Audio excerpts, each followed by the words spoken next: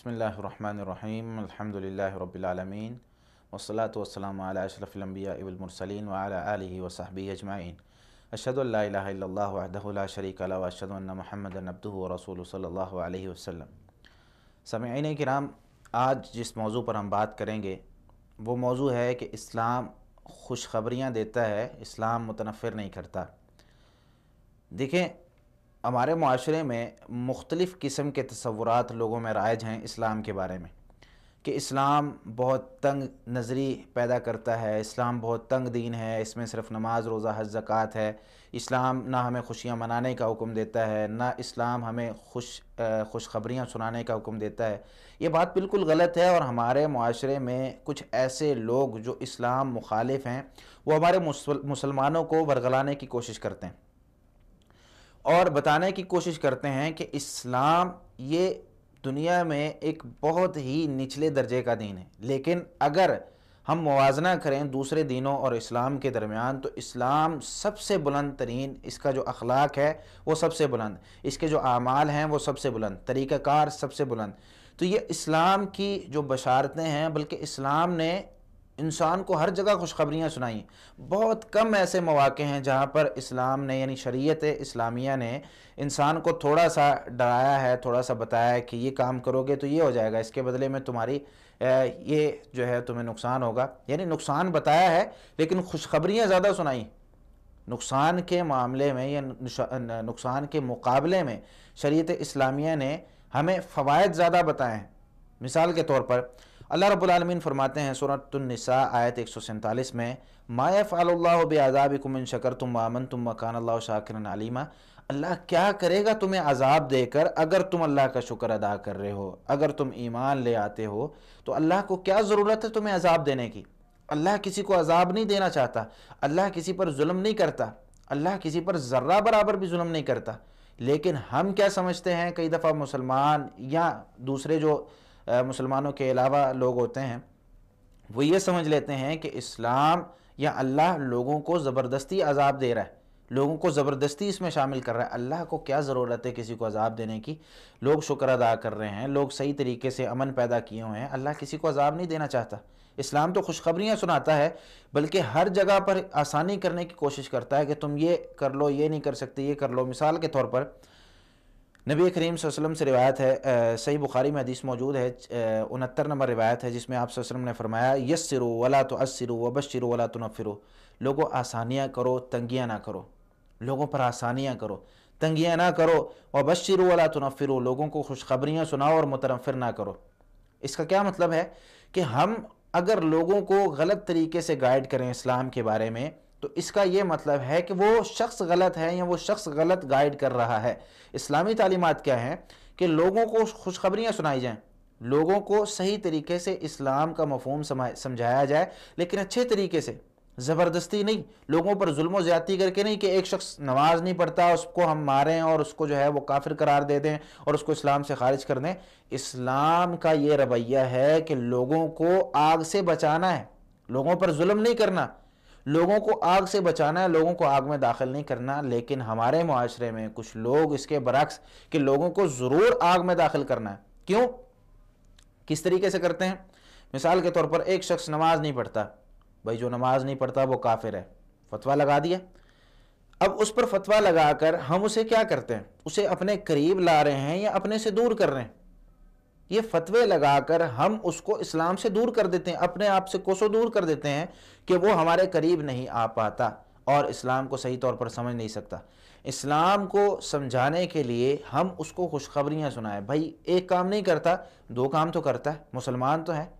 آپ صلی اللہ علیہ وسلم کی زندگی آپ دیکھیں تو آپ صلی اللہ علیہ وسلم ہمیشہ مسلمانوں کو تو مسلمان رکھتے تھے، بلکہ دوسرے لوگوں کو بھی مسلمان کرتے تھے۔ ہم لوگ آج کہیں کہ بھائی ہم پوری دنیا کو فتح کریں گے، پوری دنیا کو مسلمان کریں گے، اپنے مسلمانوں کو ہم مسلمان نہیں رہنے دیتے۔ تو جو ہے یہ فتووں کی جو مشین ہمارے ہاتھ میں پکڑی ہوئی ہے کہ ہر بندہ کافر ہے، ہر بندہ کافر ہے، کسی نے یہ کام کر دیا، کسی نے یہ کام کر دیا، وہ کافر ہے۔ عام عوام خود ہی لگی ہوئی ہے کافر قرار دینے کے لیے، تو بھائی پیچھے بچا کیا ہے؟ نبی کریم صلی اللہ علیہ وسلم ایک یہودی جو بچہ آپ صلی اللہ علیہ وسلم کی خدمت کیا کرتا تھا اس کے گھر جاتے ہیں، بیمار تھا، کچھ دن آیا نہیں آپ صلی اللہ علیہ وسلم کے پاس، تو آپ صلی اللہ علیہ وسلم اس کے گھر جاتے ہیں، جا کر اس کی عیادت کرتے ہیں، اس کی عیادت کر کے اس کو کہتے ہیں بیٹا کلمہ پڑھ لو، اس کو کہتے ہیں کلمہ پڑھ لو۔ اب وہ بچہ کبھی اپنے باپ کی طرف دیکھتا ہے، کبھی نبی صلی اللہ علیہ وسلم کی طرف دیکھتا ہے، اس کے باپ کہتے ہیں، اس کا ابو کہتا ہے کہ اطیع ابا القاسم، آپ نبی کریم صلی اللہ علیہ وسلم کی، ابو القاسم آپ صلی اللہ علیہ وسلم کی کنیت تھی، آپ ابو قاسم صلی اللہ علیہ وسلم کی اطاعت کر لیں۔ تو وہ بچہ کیا کرتا ہے؟ کلمہ پڑھ لیتا ہے، مسلمان ہو جاتا ہے۔ آپ صلی اللہ علیہ وسلم وہاں سے خوشی خوشی نکلتے ہیں اور کیا فرما رہے ہوتے ہیں؟ الحمدللہ الذی انقذہ من النار، اس ذات کی تعریفیں ہیں کہ جس نے اس کو ایک اور جان، جس نے آگ سے بچا لی، جس نے اس جان کو آگ سے بچا لیا۔ یہ ہے اسلامی تعلیمات کہ ہم نے لوگوں کو اسلام میں داخل کرنا ہے، لوگوں کو خوشخبریاں سنانی ہے، دین سے متنفر نہیں کرنا۔ آج ایک شخص اگر آ کے مسجد میں سنتیں نہ پڑھے اور بیٹھ جائے تو ہم اس کے لیے دل میں نفرتیں پیدا کر لیتے ہیں اور کہتے ہیں یہ شخص سنتیں نہیں پڑھتا، میں اسے بولتا نہیں یا میں اس کو بلاتا نہیں ہوں، وہ شخص تو مانتا نہیں۔ بھائی اس کو اچھے طریقے سے نصیحت کریں، کیا معلوم وہ گھر میں پڑھ کر آتا ہو۔ آپ نے وہ حدیث نہیں سنی کہ نبی کریم صلی اللہ علیہ وسلم نے ارشاد فرمایا کہ آدمی کی بہترین نماز گھر میں ہوتی ہے سوائے فرض کے، فرض نماز مسجد میں جا کر پڑھنی، لیکن نفل نماز، اس کی سنتیں، اس کے وتر، یہ سارے کے سارے وہ گھر میں پڑھے تو زیادہ بہتر ہے، زیادہ ثواب ملے گا۔ لیکن ہم اس حدیث پر بھی عمل نہیں کرتے، اور جو کرتا ہے اس کے بارے میں غلط ذہن میں جو ہے وہ غلط ذہنیت اس کے بارے میں بنا لیتے ہیں۔ تو ہم بات کر رہے تھے اسلام نے خوشخبریاں سنائی ہیں، اسلام نے لوگوں کو دین سے متنفر نہیں کیا جس طریقے سے ہمارے معاشرے میں موجود ہے۔ صحیح بخاری میں حدیث موجود ہے، نبی کریم صلی اللہ علیہ وسلم، صحیح بخاری میں حدیث کا نمبر 567 ہے، جس میں نبی کریم صلی اللہ علیہ وسلم رات کو عشاء کی نماز میں ایک رات بہت لیٹ آئے، آدھی رات تقریباً ہونے کو تھی، تو آپ صلی اللہ علیہ وسلم جب آئے تو آ کر آپ صلی اللہ علیہ وسلم نے اس وقت خوشخبری سنائی۔ آپ صلی اللہ علیہ وسلم کہنے لگے ابشروا ان من نعمت اللہ علیکم انہ لیس احد من الناس یصلی هذه الساعة غیرکم، کہ خوش ہو جاؤ کہ یہ ایسا وقت ہے جس میں تمہارے علاوہ اللہ کے سامنے کھڑا ہو کر نماز کوئی نہیں پڑھ رہا۔ یہ ایک ایسا وقت ہے جس میں تمہارے علاوہ اللہ کے سامنے کوئی کھڑا ہو کر نماز نہیں پڑھ رہا، یہ اللہ کی تم پر نعمت ہے۔ تو اللہ نے تم پر یہ جو نعمت کی ہے،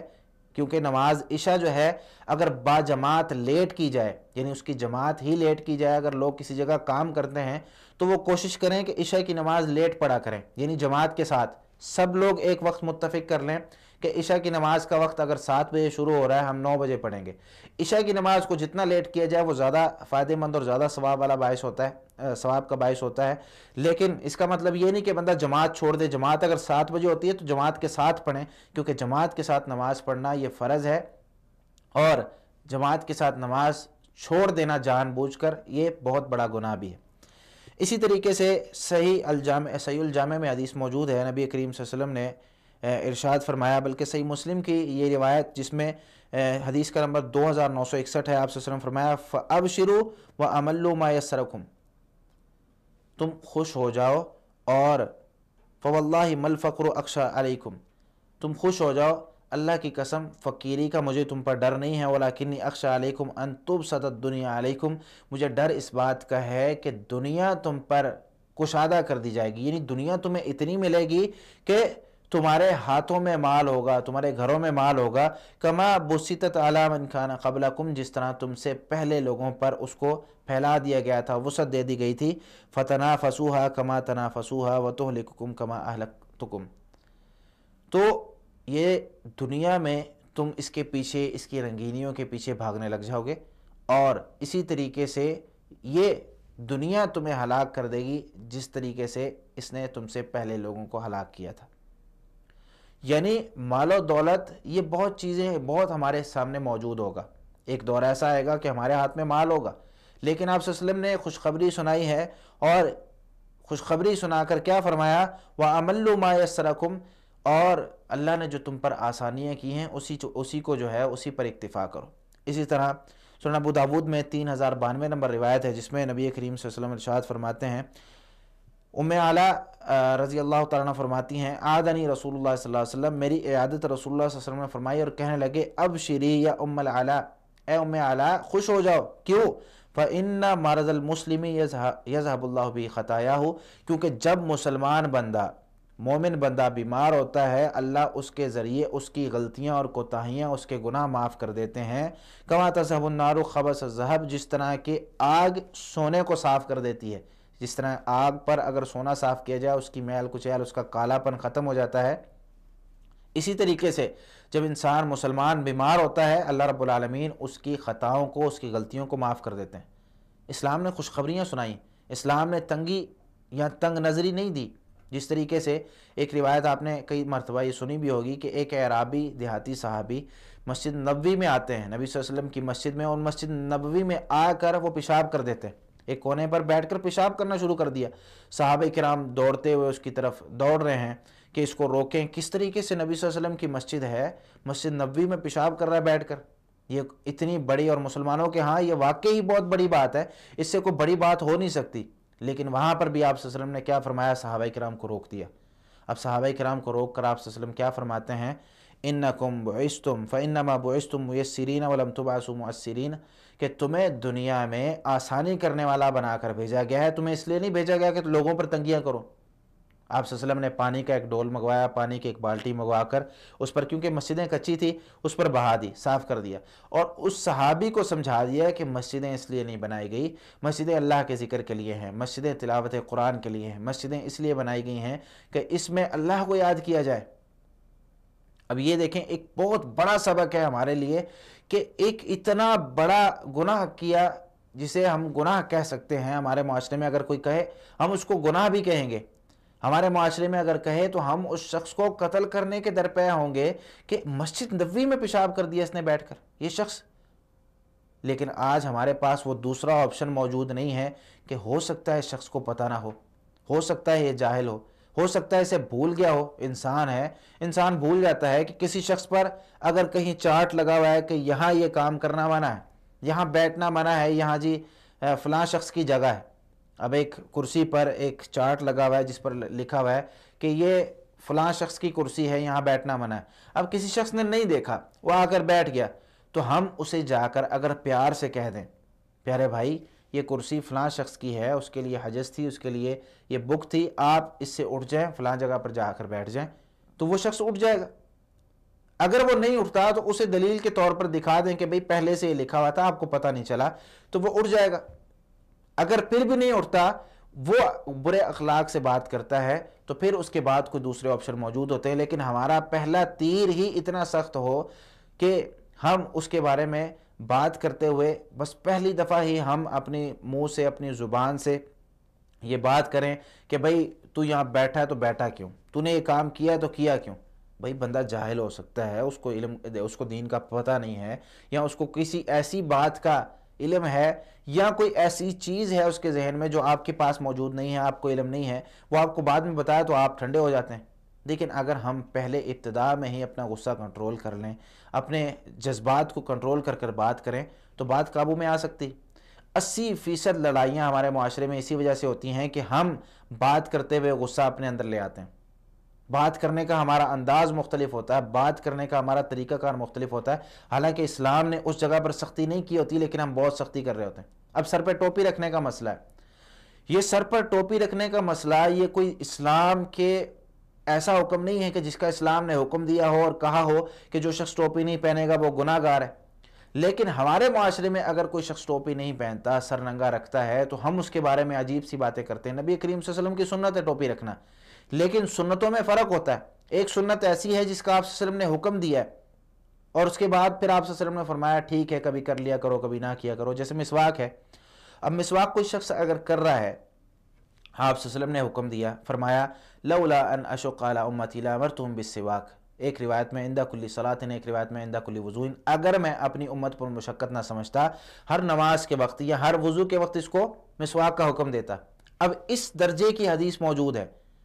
دوسری طرف ٹوپی کا کہیں ذکر ہی نہیں ہے، ٹوپی کا کہیں حکم ہی نہیں ہے کہ آپ صلی اللہ علیہ وسلم نے فرمایا ہو کہ ٹوپی کے بغیر نماز نہیں ہوتی، یا اس پہ آپ صلی اللہ علیہ وسلم نے حکم دیا ہو، لیکن ہم اس مسئلے کو، مسواک پہ ہم کبھی بات نہیں کرتے کہ بھئی تم مسواک نہیں کرتے یا میں مسواک نہیں کرتا، ہر وضو کے وقت مسواک کرنی چاہیے، وہاں پر حکم بھی موجود ہے، لیکن پھر آپ صلی اللہ علیہ وسلم نے فرمایا کہ میں حکم نہیں دے رہا کیونکہ مشقت کا ڈر ہے، تم پر یہ چیز بہت مشقت ہوگی، لیکن پھر بھی کیا کرو۔ یہاں پر کہیں حکم نہیں ہے اور یہ بھی نہیں ہے کہ پہنا کرو، لیکن ہم اس چیز کو، یعنی ٹوپی والے مسئلے کو، یہ ایک مثال ہے، اس کو یہیں پر اسی مسئلے پر فوکس کر کے کوئی اختلاف کا مسئلہ نہ بنا لیا جائے۔ ٹوپی والا مسئلہ اس لیے ذکر کر رہا ہوں کہ ایک چھوٹا مسئلہ ہے، اس مسئلے کو ہم لے کر آپس میں جنگیں شروع کر دیں اور آپس میں لڑتے رہیں کہ بھئی تو نے ٹوپی نہیں پہنی، اب تیرے اور میرے درمیان اختلافات کیونکہ تو ٹوپی نہیں پہنتا یا تو ٹوپی پہنتا ہے۔ ہمارے معاشرے میں اس طرح کے 2 گروہ موجود ہیں، 4 گروہ موجود ہیں جو ایک چھوٹے سے مسئلے پر اتنا بڑا اختلاف اور اتنا بڑا ایشو بنا لیتے ہیں جو ہوتا نہیں۔ تو خدا را اسلام کو سیکھنے کی ضرورت ہے، اسلام کی آسانیوں کو سیکھنے کی ضرورت ہے، اسلام کی خوشخبریوں کو سیکھنے کی ضرورت ہے۔ اگر ہم اسلام کی خوشخبریوں کو، اسلام کی خوشیوں کو اور اسلام کے اس طرح کے معاملات کو جمع کرنے کی کوشش کریں تو یہ 15 منٹ کا جو وقت ہمارے اس پروگرام کا ہے یہ بہت کم ہے اس کے لیے کہ ہم یہاں پر صرف ایک چھوٹی سی بات بھی یہاں پر جو ہے وہ ختم نہ کر سکیں۔ تو اللہ کے لیے اسلام کو سیکھیں اور اسلام کی جو خوشخبریاں ہیں، کس طریقے سے اسلام نے خوشخبریاں سنائی ہیں، کس طریقے سے اسلام تربیت کرتا ہے، اس کو اپنے اوپر لاگو کرنے کی کوشش کریں اور اپنے معاشرے پر بھی لاگو کرنے کی کوشش کریں، لوگوں کو دین سے متنفر نہ کریں۔ اللہ رب العالمین ہمیں قرآن و حدیث سمجھ کر عمل کرنے کی توفیق عطا فرمائے۔ وما علیہ الا البلاغ المبین۔ جزاکم اللہ خیرا۔ السلام علیکم ورحمۃ اللہ وبرکاتہ۔